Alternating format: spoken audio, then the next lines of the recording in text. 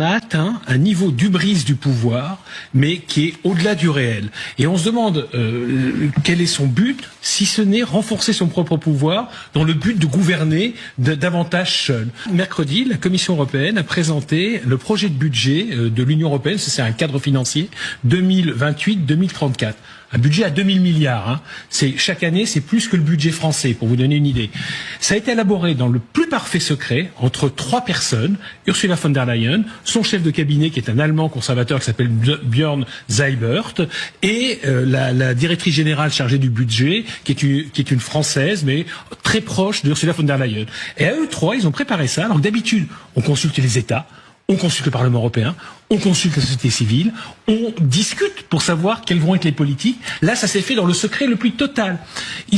Les commissaires ont été informés, donc la consultation, ce qu'on appelle consultation interservices, des grandes lignes budgétaires dimanche.